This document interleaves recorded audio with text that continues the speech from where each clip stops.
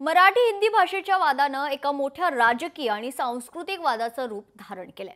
आता केडियानॉमिक्सचे संस्थापक सुशील केडिया या बड्या गुंतवणूकदारांनीही या वादात उडी घेतलीये। मी मराठी शिकणार नाही, काय करायचं ते करा, अशी पोस्ट करून प्रसिद्ध व्यावसायिक सुशील केडिया यांनी राज ठाकरेंना डिवचले।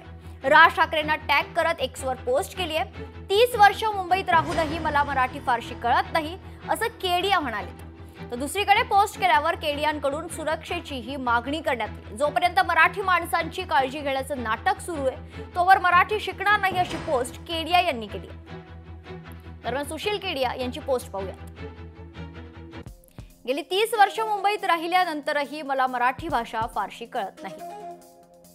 तुम्ही ज्या प्रकारे गैरवर्तन करत आहात ते पाहता,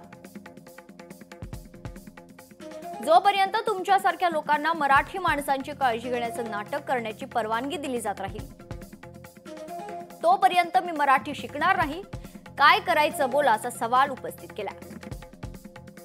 राज ठाकरे यांना आव्हान देण्याचा प्रयत्न केला मी पाहिजे आणि महाराष्ट्रात जाऊन मराठी शिकणार नाही ही जी मस्ती वाढलेली आहे ती एकनाथ शिंदे, अमित शहा यांच्या राजकारणाने आज जे देशभराचा नारा दिला त्याच्यामुळे त्या केडियासारख्या लोकांना बळ मिळते आणि मराठीच्या विरोधात अशी भूमिका घेता यावी म्हणूनच तर अमित शहाने शिवसेना तोडली आणि फोडली। मराठी बोलणार नाही हा त्याचा अधिकार, पण जो मराठीमध्ये व्यवहार आणि बोलणार नाही त्याच्याशी कोणताही व्यवहार मी करणार नाही हा मात्र आपला अधिकार। आणि म्हणून तुम्ही जोर जबरदस्ती कोणी कोणती भाषा बोलायची यावर करता येणार नाही, पण जे आमच्या राज्यात राहून आमची भाषा बोलणार नाही, आमच्या या मातृभाषेचा अभिमान आमच्यासोबत त्यांना राहणार नाही, त्यांच्यासोबत मात्र आम्ही व्यवहार करणार नाही हे ठरवता येतं। त्यांना आम्ही पक्षाचं सदस्यत्व देणार नाही,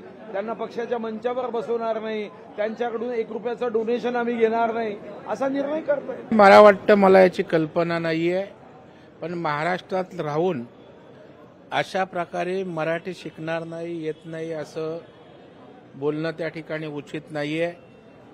प्रत्येकाला आपली भाषा त्या ठिकाणी प्रिय असते आणि प्रत्येक राज्यातल्या भाषेची अस्मिता असते आणि त्यामुळे महाराष्ट्रामध्ये निश्चितच मराठी भाषेविषयी या ठिकाणी सर्व भाषिकांनी त्या ठिकाणी आदरच बाळगला पाहिजे। अशा प्रकारचं वक्तव्य करणं त्या ठिकाणी योग्य राहणार नाही। ज्यावेळेस इथे येऊन या महाराष्ट्रामध्ये मी मराठी बोलण्याचा प्रयत्नही करणार नाही असे शब्द वापरले जातात तर ते महाराष्ट्रद्रोहीच आहे। सरकारने अशा स्वरूपाचे जे लोक आहेत त्यांना कंपल्सरी मराठी बोलण्याच्या संदर्भामध्ये काहीतरी कृती केली पाहिजे। या महाराष्ट्रात जो राहील त्याला मराठी आलीच पाहिजे, किमान त्याने मराठी बोलण्याचा प्रयत्न केला पाहिजे।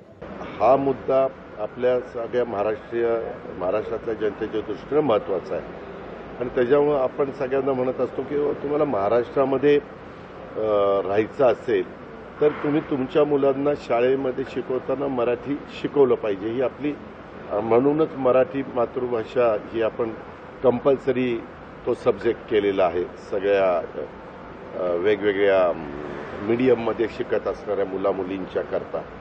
आता ह्यांनी कशामुळे अशा पद्धतीचं वक्तव्य केलं, काय केलंय, त्याच्या पाठीमागची पार्श्वभूमी काय? लोकशाही मराठी ऐका, पहा, जागरूक रहा।